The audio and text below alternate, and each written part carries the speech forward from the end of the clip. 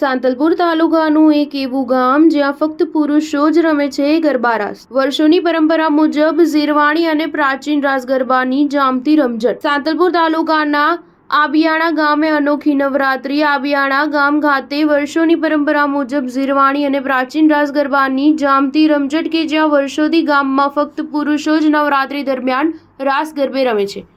અહીંયા સ્ત્રીઓ ગરબે રમતી નથી। પાટણ જિલ્લાના સાંતલપુર તાલુકાના આબિયાણા ગામે અનોખી નવરાત્રી મહોત્સવનું આયોજન કે જ્યાં વર્ષોની પરંપરા મુજબ આજે પણ આ ગામમાં ઝીરવાણી અને પ્રાચીન રાસ ગરબા ગવાય છે અને કોઈ જ પ્રકારના નવા ગરબા ગવાતા નથી। અહીંયા જૂના અને પ્રાચીન સમયમાં ચાલતા ગરબાને મહત્વ આપવામાં આવે છે। વિશેષ અહીંયા ગામમાં વર્ષોથી ફક્ત પુરુષો જ નવરાત્રી દરમિયાન રાસ ગરબે રમે છે। અહીંયા સ્ત્રીઓ ગરબે રમતી નથી। માતાજીના સાનિધ્યમાં ચાચર ચોકમાં નવરાત્રીના 9 દિવસ અહીંયા ગામના વડવાઓ દ્વારા જૂના અને પ્રાચીન રાસ ગરબા ગવાય છે। સાથે જ રાસ રમતા જોઈ શકો છો। આ ગામમાં ક્યારેય કોઈ કલાકાર લાવવામાં આવ્યા નથી કે ડીજે દ્વારા કોઈ ગીતો ગરબાનું આયોજન થતું નથી। અહીંયા ફક્ત ને ફક્ત જૂના અને પ્રાચીન ગરબાને મહત્વ આપવામાં આવે છે। સાથે જ ગામના વડવાઓ દ્વારા મુખેથી ગરબા ગવાય છે।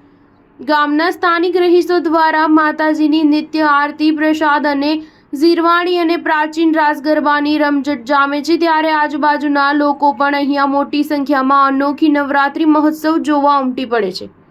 અહીંયા માત્ર પુરુષો જ રાસ ગરબે રમે છે। સ્ત્રીઓ નવરાત્રી દરમિયાન ક્યારેય રાસ રમી નથી। ગ્રામજનોનું કહેવું છે કે પરંપરાગત રીતે ચાલતું આવ્યું છે અને અમે એ પરંપરા આજે પણ જાળવી રાખી છે। માતાજીના ચાચર ચોકમાં 9 દિવસ ફક્ત પ્રાચીન અને ઝીરવાણી ગરબા ગવાય છે જે મુખેથી ગામના જાગીવાન દ્વારા ગાવામાં આવે છે। આ ગામમાં અનેક સમાજો આવેલી છે પરંતુ તમામ સમાજો વચ્ચે વર્ષો જૂની પરંપરા મુજબ આજે પણ ગામમાં માત્ર એક જ ચોકમાં એક જ નવરાત્રી પર્વની ઉજવણી કરવામાં આવે છે।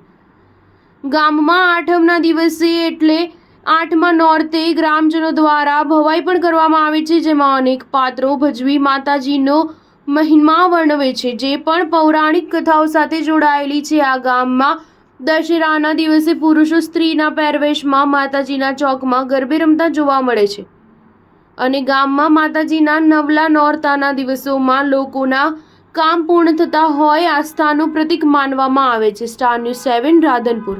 એવું નહીં પણ પોતાની માનતાથી માતાજીની એટલી બધી લોકોમાં શ્રદ્ધા છે કે જે માતાજી એમનું કામ કરે છે એ લોકો અહીંયા માતાજીની જાતર રમી અને પોતાની જે મનોકામના પૂર્ણ કરે છે। એટલે આ એવું ગામ સરસ મજાનું આયોજન અને પ્રાચીનતન આજે પણ આ પ્રાચીનતા જળવાઈ રહેલી છે। મારું નામ નારોદા ભવનભાઈ કનુભાઈ। જૂની પરંપરા મુજબ અમારે અહીંયા ગરબા આજે પણ ગવાય છે અને રમાય છે। લગભગ 55 વર્ષથી તો હું પોતે જ લાઇટ નથી માઇક નથી ગરબી માતાની માંડવીની ચારે બાજુ સ્ટેન્ડ છે ત્યાં દીવડા પ્રગટાવી અને એના અજવાળાથી જ અમારે અહીંયા ગરબા રમાતા અને આમાં પ્રજાપતિઓનું યોગદાન પહેલેથી છે। નિસ્વાર્થ ભાવે આજે પણ પ્રજાપતિઓનો પરિવાર સેવા માતાજીની કરી રહ્યા છે।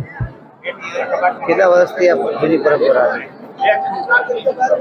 ઘણા વર્ષોથી છે। હવે કેટલા વર્ષોથી આગળથી હોય તો શું આપણે